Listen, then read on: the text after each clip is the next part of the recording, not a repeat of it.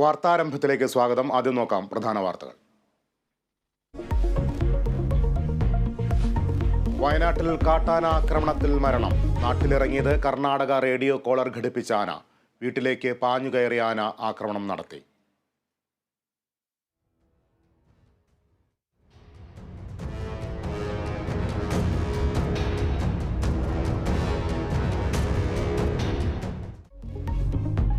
പ്രദേശത്ത് നിരോധനാജ്ഞ പ്രഖ്യാപിച്ചു. കടുവയുടെ ആക്രമണത്തിൽ പരിക്കേറ്റ വനം വകുപ്പ് വാച്ചർ ഗുരുതരാവസ്ഥയിൽ.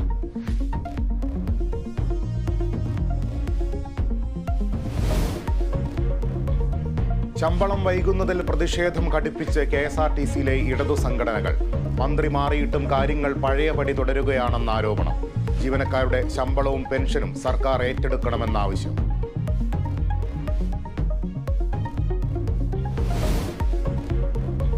ലോക്സഭാ തെരഞ്ഞെടുപ്പ് ചർച്ചകൾക്കായി ഇടത് യോഗങ്ങൾ ഇന്ന്. സീറ്റ് വിഭജനം ചർച്ച ചെയ്യാൻ LDF യോഗം വൈകിട്ട്. 2 സീറ്റ് ആവശ്യപ്പെടാൻ കേരള കോൺഗ്രസ് എം.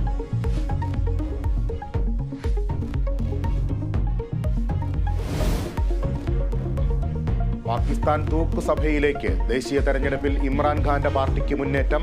നവാസ് ഷെരീഫിന്റെ പാകിസ്ഥാൻ മുസ്ലിം ലീഗിന് 69 സീറ്റ്. മറ്റു പാർട്ടികളുമായി ചേർന്ന് സർക്കാരുണ്ടാക്കാൻ ഒരുങ്ങി നവാസ് ഷെരീഫ്.